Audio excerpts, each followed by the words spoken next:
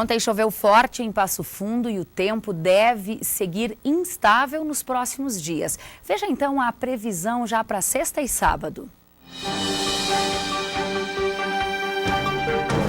Previsão de uma sexta-feira com chuva em Passo Fundo. A mínima será de 22 graus e a máxima não passa dos 25.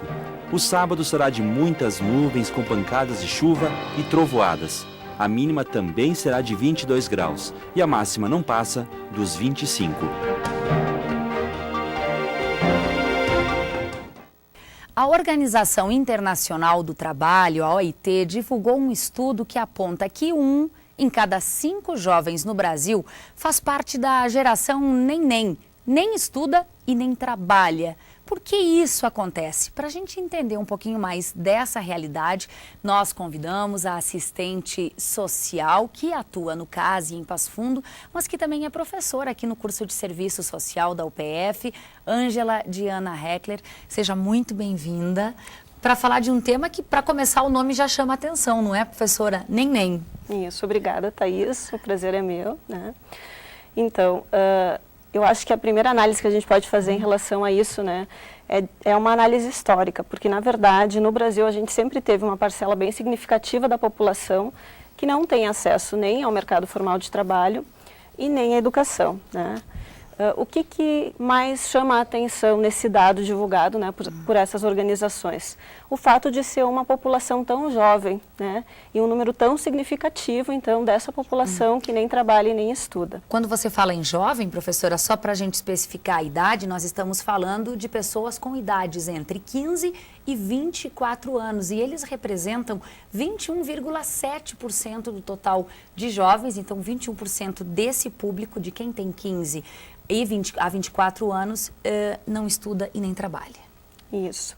Ao analisarmos isso, né, o que nós podemos levar em consideração? Eu acho que são uma série de fatores bastante complexos, mas algumas coisas talvez são importantes que a gente possa pensar.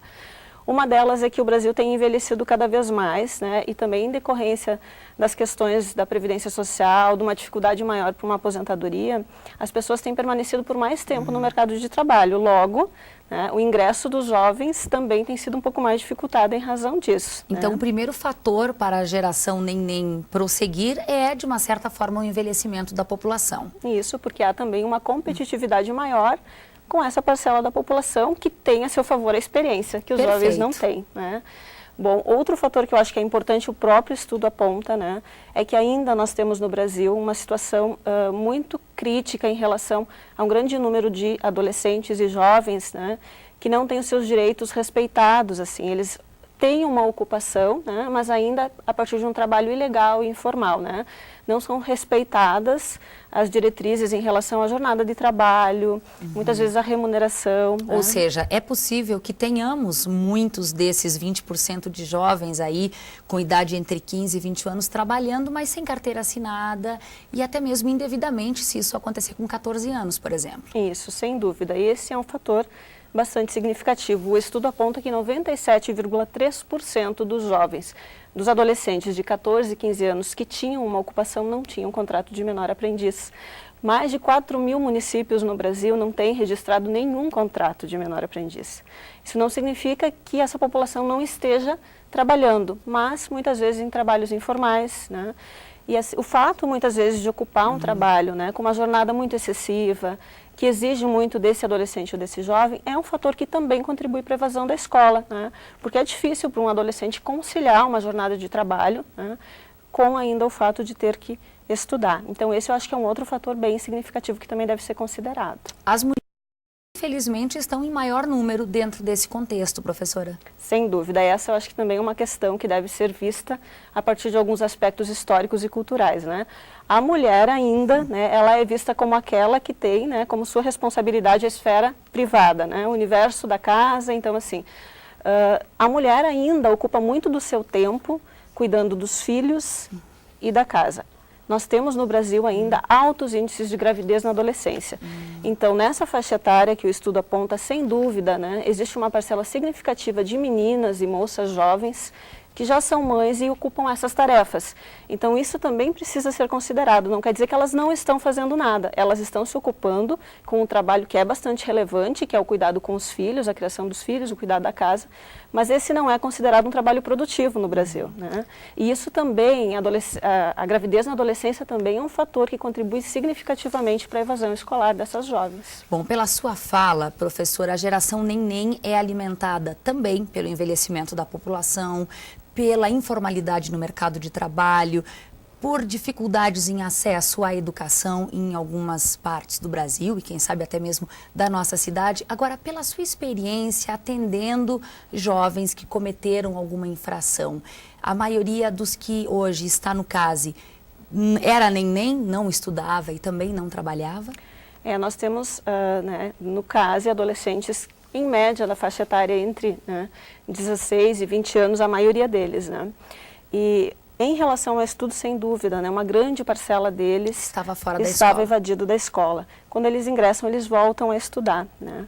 Agora, em relação ao trabalho, muitos, a maioria deles também ocupavam alguma função remunerada, mas informal, né? Essa característica que eu comentei anteriormente, né? Então, informal, precária, né? Muitas vezes com uma remuneração não condizente com o trabalho que eles realizavam. Talvez até mesmo ilegal, não é, professora, em alguns casos? Até pela situação de hoje, estarem privados de sua liberdade. Sem dúvida. Bom, o importante é a gente entender um pouco desse contexto antes de fazer, é claro, qualquer julgamento. É isso que uma assistente social também procura na sua comunidade. Sem dúvida. E existem também outros fatores, né, Thaís? Nós temos aí temos toda essa população mais jovem, essa geração, né, que se fala geração neném, então, que tem acesso ao universo tecnológico, informacional, né, muito diferenciado de uma geração anterior. Então, assim, eu acho que o acesso a essas tecnologias, a esses meios eletrônicos, essa formação de redes sociais, de comunicação, isso também tem tornado a escola um espaço menos atrativo, né?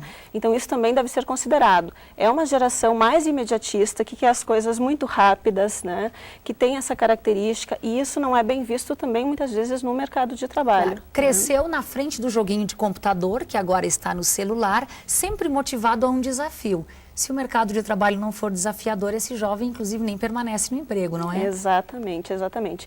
E aliado a isso, claro, também as características que são dessa faixa etária. Maior imaturidade, né, uma imprevisibilidade maior, isso é característico da adolescência, da juventude, não pode ser desconsiderado, né, e muitas vezes também é incompatível com as vagas que o mercado oferece, porque o mercado tem exigido cada vez mais. E as vagas disponíveis hoje, embora haja um crescimento, né, uma diminuição do desemprego, um crescimento econômico do Brasil nos últimos anos, as vagas ofertadas, na sua maioria, exigem experiência e exigem, muitas vezes, algum conhecimento técnico, específico, que essa faixa da população não possui. Bom, obrigada pelas informações, professora, obrigada e bom trabalho para você. Eu agradeço, Thaís, obrigada. Bom, e a partir de hoje tem mais uma edição do projeto Música na Praça. Por causa do fim do horário de verão, os shows mudaram de horário e agora passam a ser oferecidos sempre às 5h30 da tarde. Hoje a Praça Tamandaré recebe o show de Janira Canta o Brasil. Amanhã na Praça Teixeirinha, quem se apresenta é o projeto Cordas que Choram. No domingo, a Praça Ernesto Toqueto recebe os músicos Luque e Dada Lima. E a Capitão Jovino, mais conhecida como a Praça da Igreja Santa Terezinha, vai ter as apresentações do Cordas que Choram e também de Janira Canta o Brasil. Uma exposição no Museu de Carazinho quer mostrar à comunidade um pouco da história do município nesses últimos anos. É o projeto O Carazinho de Ontem, que segue até o fim de março. Imagens que remetem ao passado de Carazinho, transformações do tempo que resultaram em desenvolvimento, momentos que merecem a lembrança para que não sejam esquecidos. A exposição apresenta fotos que vão de 1910 a 1950, que mostram prédios, casas, o comércio de antigamente.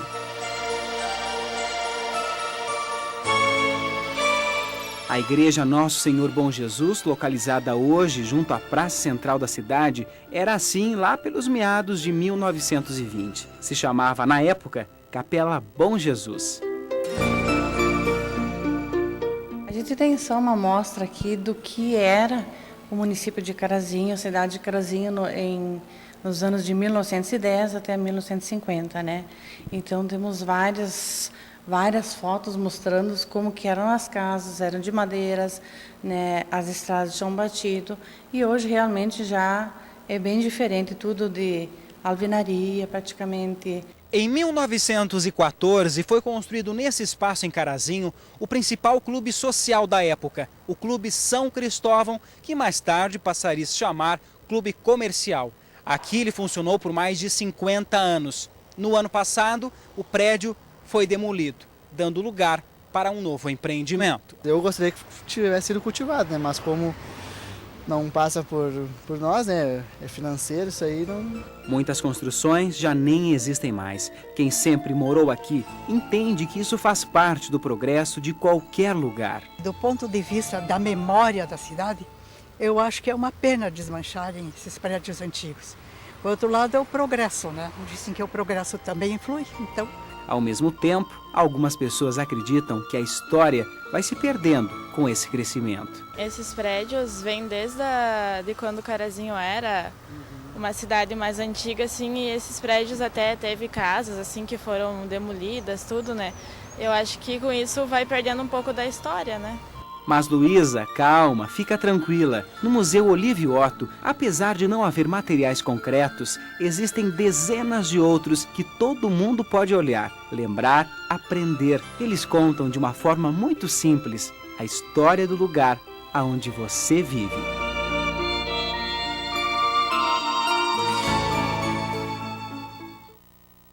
O Canal de Notícias volta amanhã, sempre ao vivo, ao 12h30. E você pode rever essa edição ainda hoje nos horários alternativos, 7h30 da noite e 10h30 da noite. Obrigada pela sua companhia.